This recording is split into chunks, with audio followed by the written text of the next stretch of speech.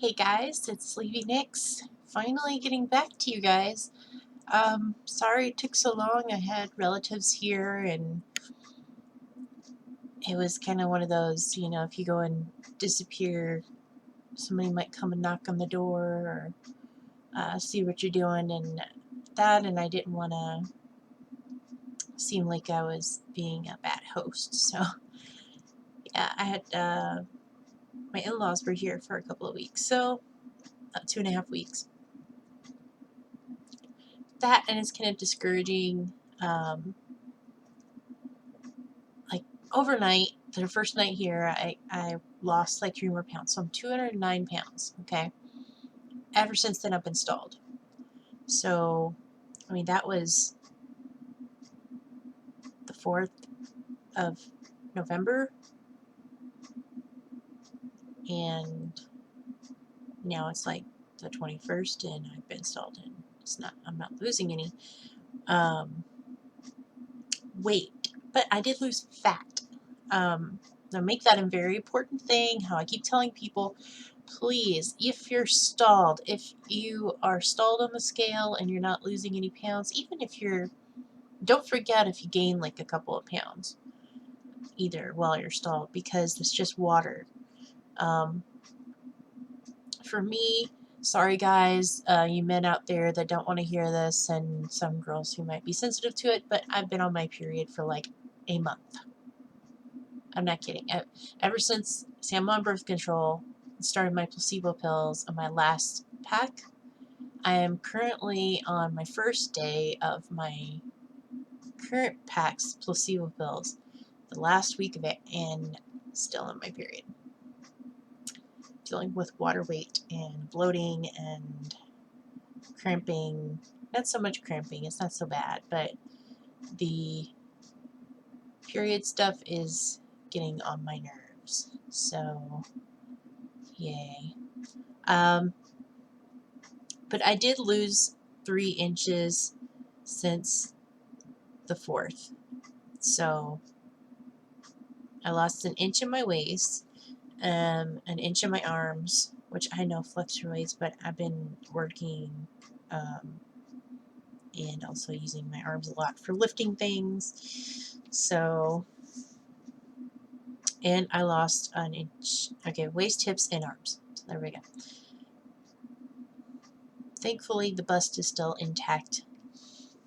It's getting a little squishy, a little more softer, which I'm not very fond of. But I'm not feeling the ladies. I'm above it. But it's not as, it's very, I just say it's very squishy. You're putting them in a bra is like, okay, readjust here and there, and yeah. Anyway, moving on. That's what is going on. That's what happened. I have been working as a gas station attendant for a local grocery store, and I'm not going to say which one I'm working at, but I will say it is extremely boring. After 6 o'clock, it just dies down. And I work from 2 to 11, and I get a half an hour lunch. So I'm working 8.5 hours with 1 break, which I didn't know was illegal. I thought that's illegal to do that. I thought you should get at least an hour, but I get a half an hour lunch, and that's whenever they send somebody out to relieve me for my 30 minutes, and that goes by really quickly. While the rest of the night just crawls, and I'm not looking forward to that. I work Sunday, and it's just like, oh, it's gonna be so dead, because I live in a very small town, and everything shuts down after 9 o'clock, except for the 2 main grocery stores and Walmart, which is new. That Walmart hasn't been here for very long, so.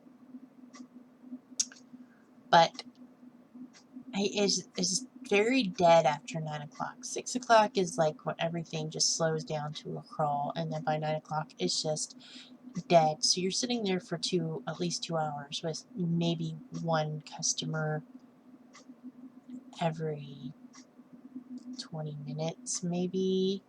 Other than that, everything's like prepay at the pump. People are just using their cards. I see the future as it's going to robotics. It's just going to be eventually everybody just pays the pump and there won't be anything. Because, I mean, right now, as it is, I'm an attendant. I'm actually in a actual, like, regular gas station where, you know, you can go in and get a candy bar and a soda and a cup of coffee or whatever. This is just a booth you sit in, and you might sell cigarettes and cigars and dip, and that's it. And prepay gas and lotto. So, I mean, it's like, you know, and you're standing in one spot. I mean, I go outside and I sweep and, you know, wash the windows. But otherwise, you're inside, you're counting and all that stuff. So it's a very, very boring job. I'm sorry. I'm complaining about my work when a lot of people do not have jobs. I'm sorry. That is really insensitive and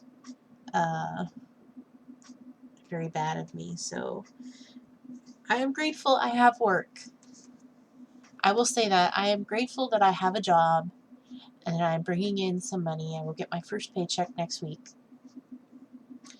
And I only work 2 to 3 days a week because of certain circumstances. I have to. If you've watched my other videos, you'll probably know why, but I won't go into that right now. But I have had some other like positive experiences and some negative ones.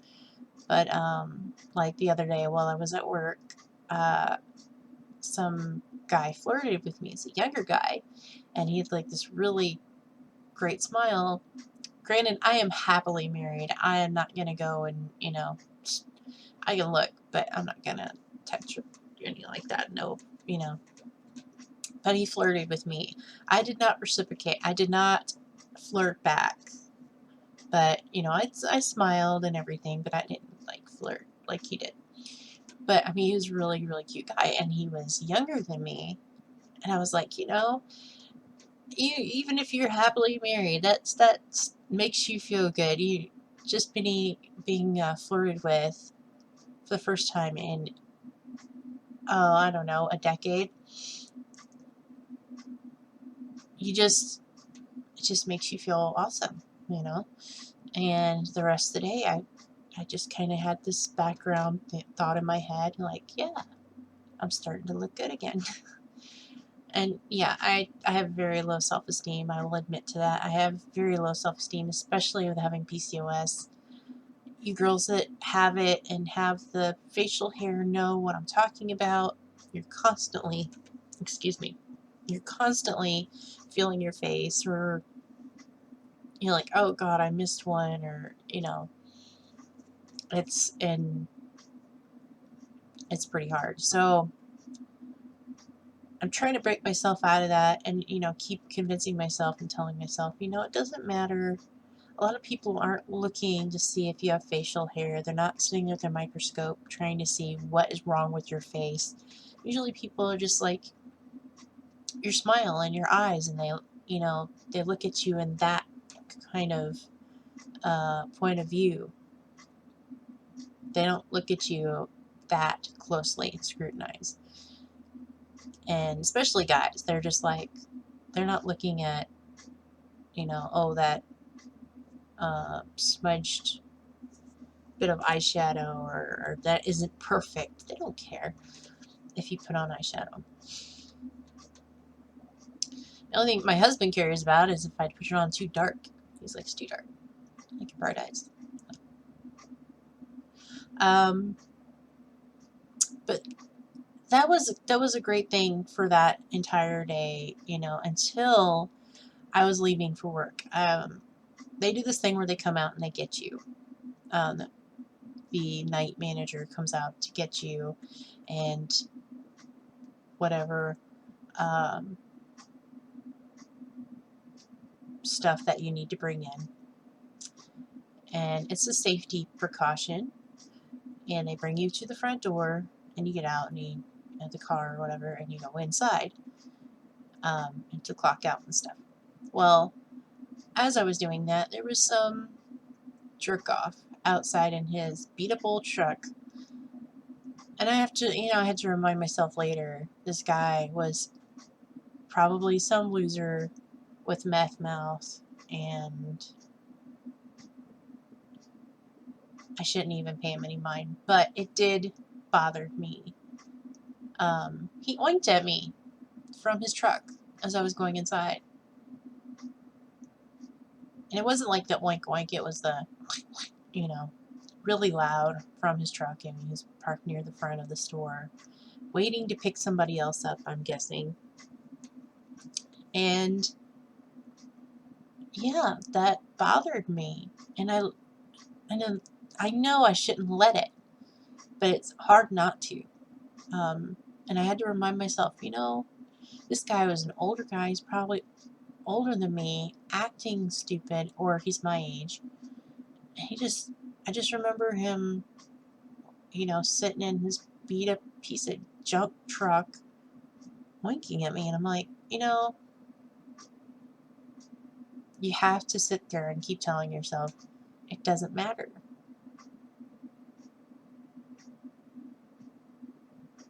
Besides, I'm happily married to a very awesome guy who's very sexy all on his own, so I don't really need any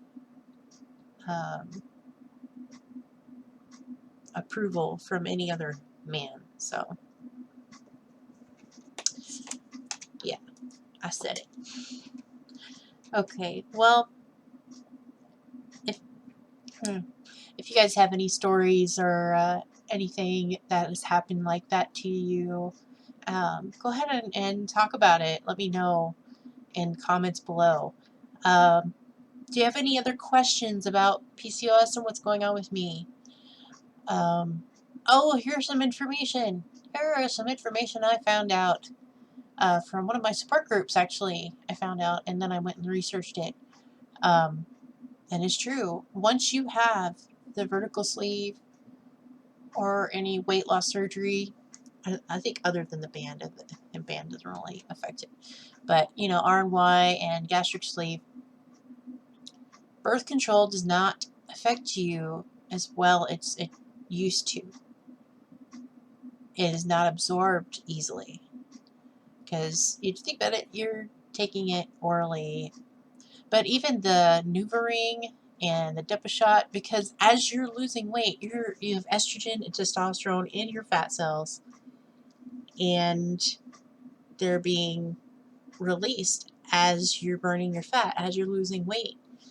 And it's throwing off your hormones, and you're becoming extremely fertile. So there were people in my support groups who were on the NuvaRing, the Depo-Shot, and birth control, and they all got pregnant. So be very careful. Also, if you don't get pregnant, you might have, with the PCOS, you might have breakthrough bleeding. And I think that's what's going on with me, and I need to find a different prescription for my birth control. It said you kind of have to cycle through. Everybody's different. You kind of have to figure out which one's good for you.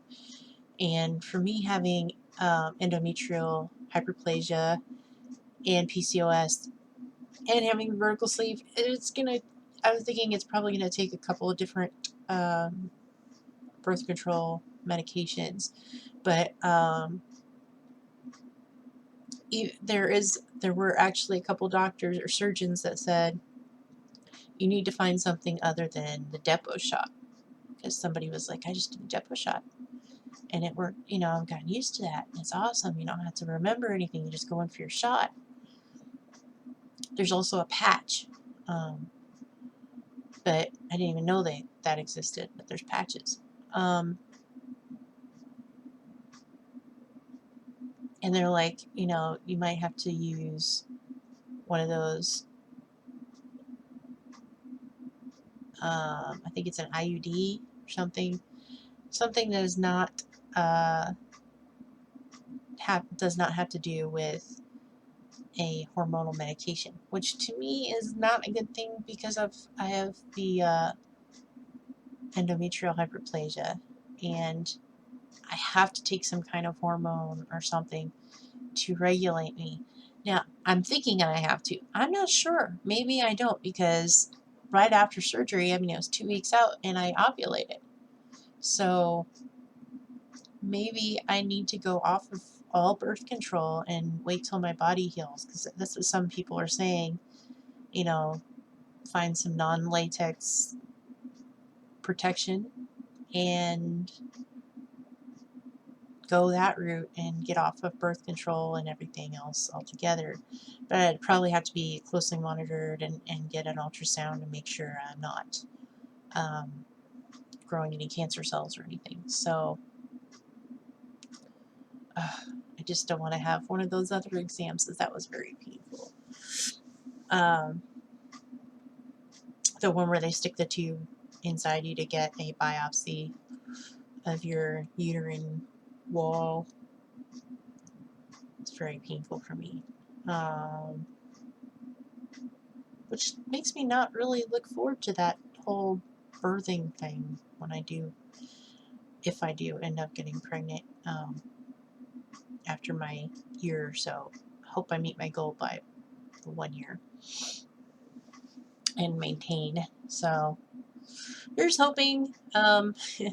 So yeah, getting back to it, I'm only 9 pounds away from Wonderland, and I am just like, oh please, please, I want to hit that by Christmas.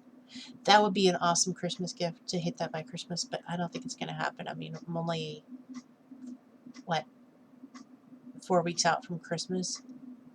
Yeah, 4 weeks and a couple of days out from Christmas, which is scary to think about, but also kind of cool. But sorry, that's how I stopped myself from sneezing. Anyway, I hope you guys have a great Thanksgiving. I hope you stay warm and stay safe, and thank you for watching my videos. If you have any questions, please don't hesitate to ask. Any comments, go ahead and leave them below. Please keep them from being negative comments. No negative comments, please. They will be deleted. Be positive and supportive, and let's lift each other up, okay? Thanks for watching. I'll see you later.